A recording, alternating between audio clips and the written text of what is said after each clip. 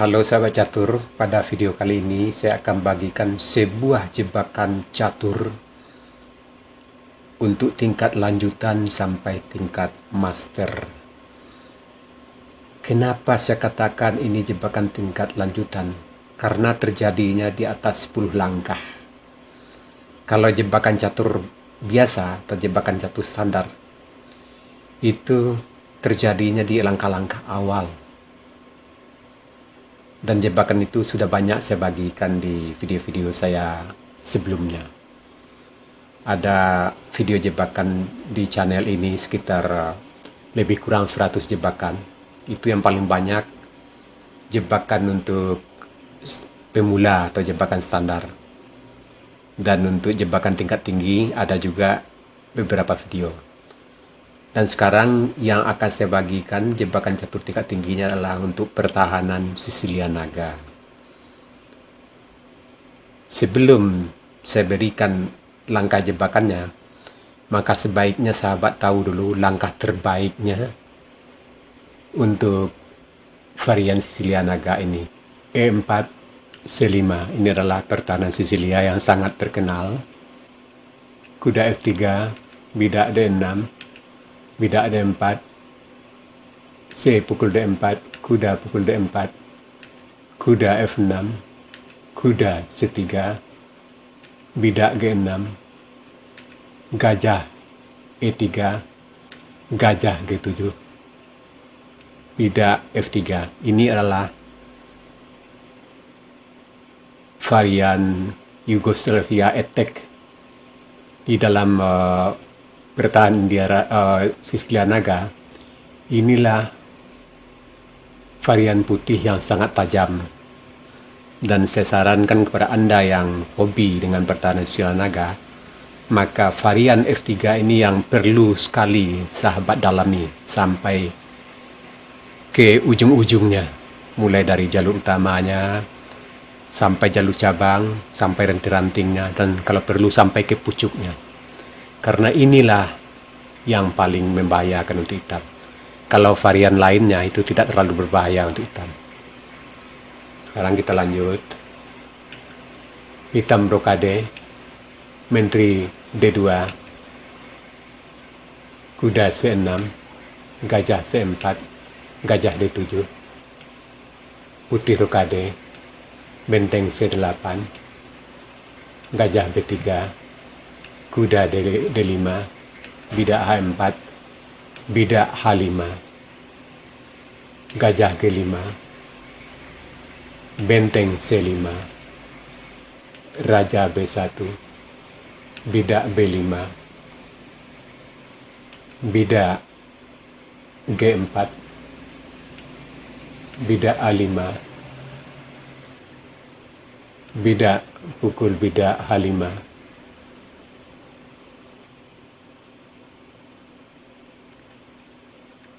kuda pukul bidak H5, kuda D5, benteng E8, bidak A3, kuda C4, menteri G2,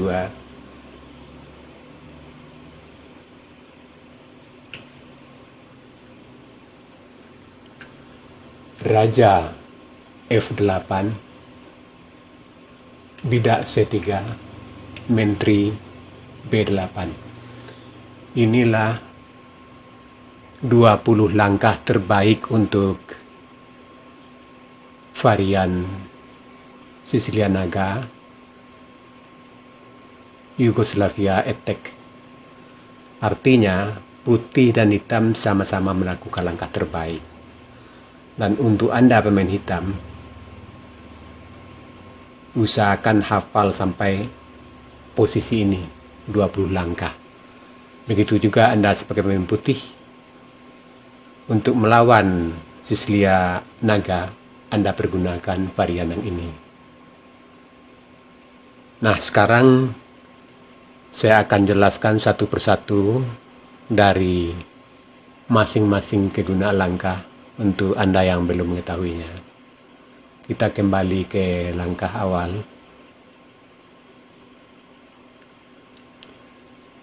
Di sini E4. Ini dalam teori catur. Untuk bisa menang catur, pertama kita harus menguasai pusat dulu. Maka dengan bidak maju E4, dia menguasai pusat peta E4 dan juga pusat D5 dan semi pusat F5. Itu guna langkah E4 dan juga sekaligus membuka menteri dan gajah sehingga perkembangan buah lebih cepat. Hitam bidak C5. Tujuannya juga sama, mengimbangi putih sama-sama menguasai pusat. Di sini dia menduduki semi pusat C5 dan mengancam peta D4. Ini yang dinamakan dengan pertahanan Sisilia. Umumnya orang yang pergunakan pertahanan Sisilia ini, tipe pemainnya adalah pemain yang tidak ingin remis. Artinya, pembukaan Sisilia ini adalah partai hidup mati. Hitam ini keinginannya cuma satu, menang atau kalah. Itulah langkah awal dia sudah melakukan counter attack di saat menteri. Itulah sebabnya sampai sekarang pertahanan Sisilia ini paling banyak dipakai oleh pemain-pemain top dunia. Kita lanjutkan. Putih kuda F3. Tujuannya juga untuk menguasai pusat dengan kuda. Lihat kuda menguasai peta D4 dan E5. Hitam bidak maju D6 juga menguasai peta pusat E5 dan sekaligus membuka jalan gajah di C8. Putih bidak D4 untuk menduduki pusat sekaligus membuka gajah di C1. Di sini langkah terbaik hitam harus pukul. Kalau putih yang memukul berarti hitam rugi, karena bila hitam pukul dan menteri pukul menteri, raja pukul menteri dan hitam tidak besar pada, maka di sini terbaik untuk hitam bidak pukul bidak D4. Dan di sini kuda pukul D4 dan menduduki petak pusat D4. Kuda dalam bermain catur lebih baik diusahakan menduduki petak pusat. Tujuannya sederhana, kemanapun dia butuhkan nanti, umpamanya kita butuh siap menteri atau siap raja, maka kuda akan lebih cepat kalau dia posisi di tengah. Tapi kalau posisinya di pinggir, kalau dia di siap raja kita butuh ke siap menteri, maka perjalanannya sangat panjang. Hitam kuda F6, tujuannya pengembangan buah sekaligus menekan bidak di pusat E4. Putih kuda C3 juga pengembangan buah dan melindungi peta E4 dan menjaga peta D5, juga peta pusat. Hitam bidak maju G6, tujuannya untuk mengembangkan gajah ke G7. Inilah yang dinamakan dengan Sisilia Naga. Putih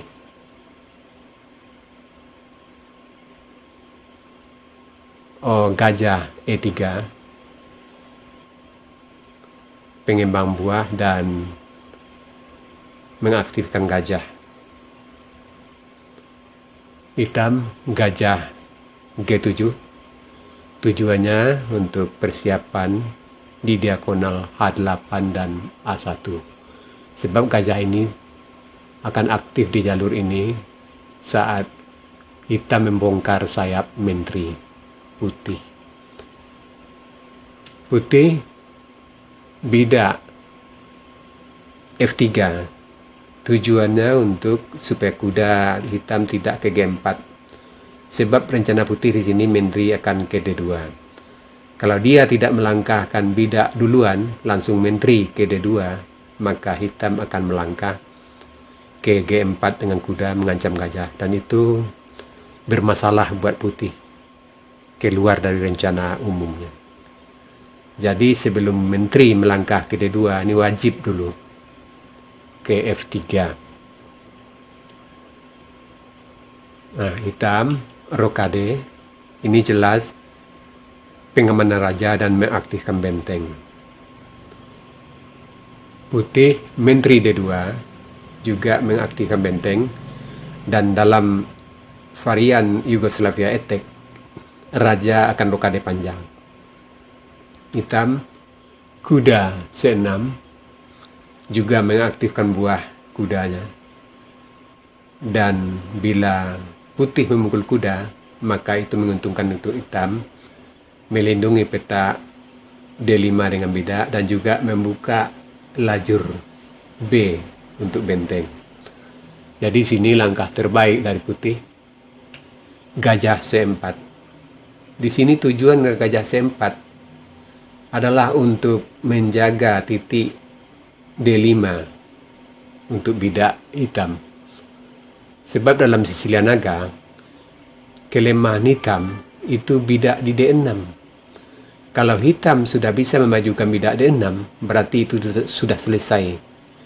Dan minimal hitam sudah bisa mencapai remis. Dan kalau putih tidak hati-hati, menang pun bisa didapatkan oleh hitam. Jadi ini ingat, D5 untuk hitam, usahakan nanti maju. Dan di sini putih memendungnya duluan. Dan hitam, gajah D7, tujuannya juga untuk mengembangkan benteng di baris belakang, di samping mengaktifkan gajah. Putih, rokade panjang. Tujuannya juga mengamankan raja dan menghidupkan benteng. Nah, disinilah permainan sudah mulai di babak tengah. Titik penyerang dari putih tentu sayap raja dan hitam sayap menteri. Dan di sini yang akan menang siapa yang cepat. Dalam pertahanan Sisilia Naga, tempo sangat penting. Kalah satu tempo berarti kalah. Dan di sini hitam benteng C8. Tujuannya jelas untuk menduduki jalur C setengah terbuka. Nah, pada posisi ini, setelah benteng C8, gajah B3. Ini teori textbooknya. Baru kuda E5, rencana ke C4 untuk menukar gajah dengan kuda, salah satu gajah. Dan di sini textbooknya bidak maju H4 untuk menyerbu sayap raja hitam. Dan hitam langkah terbaiknya bidak maju H5 dulu. Hitam harus membendung dulu sayap rajanya, baru kemudian menyerang di sayap menteri. Itu langkah terbaiknya untuk Sisilia Naga dalam varian Yugoslavia Attack. Nah, sekarang yang menjadi pertanyaan, kita mundur dulu langkah sampai ke benteng C8. Di sini banyak juga pemain yang melakukan langkah antara gajah B3 dan bidak H4. Ini adalah masalah pertukaran langkah saja. Contohnya, kalau bidak H4 dulu, maka hitam bidak H5, baru dia gajah B3, dan hitam kuda E5, gajah G5, benteng C5, dan partai kembali ke langkah textbook itu. Nah, sekarang kita kembali lagi ke langkah benteng di C8. Ini benteng di C8 mengintip gajah di C4. Dan saat ini ada juga pemain putih dan umumnya bahkan pemain hitam antara urutan langkah bidak maju H4 dengan gajah B3 itu hanya faktor pertukaran langkah saja.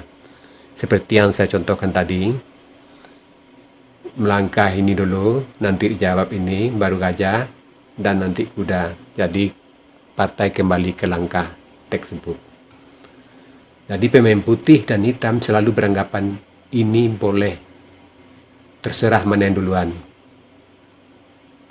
Karena putih menghitung, kalau seandainya kuda diangkat, toh gajahnya bisa lari duluan.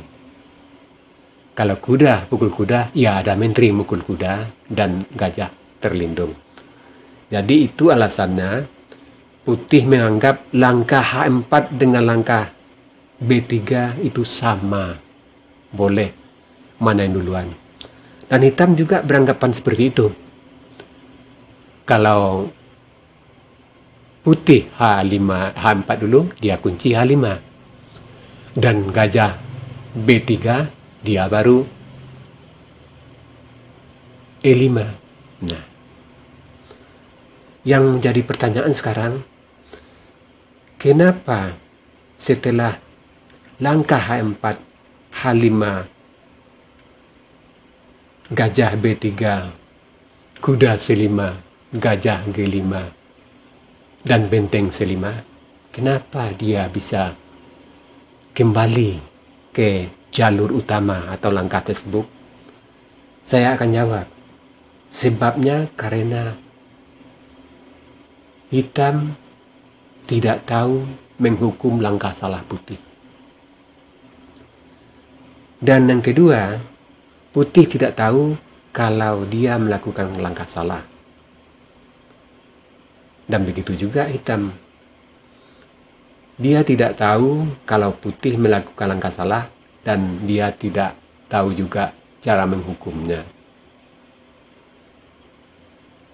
Nah, yang untuk jebakan kali ini, mari kita kembalikan ke langkah benteng di C8.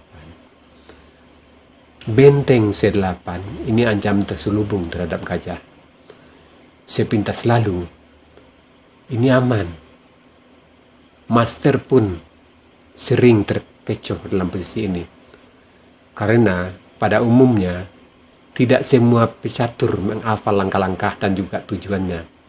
Karena langkah itu, langkah-langkah pembukaan jumlahnya jutaan bahkan miliaran. Jadi paling-paling pemain kuat atau master hanya akan hafal langkah-langkah itu pada pembukaan favorit dia. Dan di sini kadang-kadang putih karena dia jarang menghadapi silian naga, jadi dia hafal langkah-langkah tapi kadang-kadang makna langkah dia kurang pahami. Nah, sekarang kita mulai. Di sini sebenarnya bila hitam memajukan H4, ini langkah blunder. Tapi banyak yang tidak tahu. Istilahnya blunder halus kata mereka. Tapi ini blunder. Jadi kalau blunder bagaimana cara hitam menghukum? Di sini hitam kuda pukul kuda. Dan putih masih senyum. Ya, menteri pukul kuda dan gajah masih aman. Sampai di sini kedua putih beranggapan masih aman. Dan sekarang hitam kuda keempat. Gajah mengancam menteri. Dan menteri juga masih menganggap aman dengan D3. Hitam kuda pukul gajah. Dan di sini baru putih tertegun. Bila menteri pukul kuda, maka benteng pukul gajah. Di sini posisi hitam lebih unggul. Artinya, kalau posisi seperti ini, hitam sudah bisa dijamin menang untuk pecatur tingkat tinggi. Kecuali Anda pemain hitam hanya pemain pemula. Kalau hitam di sini kalah, berarti level mainnya masih jauh di bawah. Untuk catur tingkat tinggi, di sini putih sudah menyerah. Nah, sahabat catur, semoga Anda bisa memahami jebakan yang satu ini. Bisa Anda pergunakan dalam permainan catur Anda. catur real, termasuk catur online. Karena sudah banyak pecatur tingkat tinggi yang terjebak dengan langkah selipan yang ini. Langkah selipannya tadi yang jarang dihitung orang adalah kuda buka KG4. Ini tidak terhitung. Karena kita dalam main catur real itu menghitung tanpa dijalankan buah. Kalau kita jalankan buah ya gampang kita menemukannya. Tapi kalau menghitung di otak, kadang-kadang ini tidak terhitung. Ya sahabat catur, itu tadi sebuah jebakan Sicilia Naga yang selayaknya Anda pelajari dan ketahui juga. Sekarang kita masuk sesi puzzle. Tema puzzle kita kali ini pinning atau pengikatan. Silakan Anda cari langkah terbaik putih di sini dan berikan jawaban Anda di kolom komentar agar sahabat catur lain juga mengetahuinya. Oh iya sahabat catur, pada video kali ini saya mohon maaf karena komentarnya terlalu panjang sebab saya menerangkan langkah terbaiknya duluan. Sampai di sini dulu video saya kali ini. Terima kasih.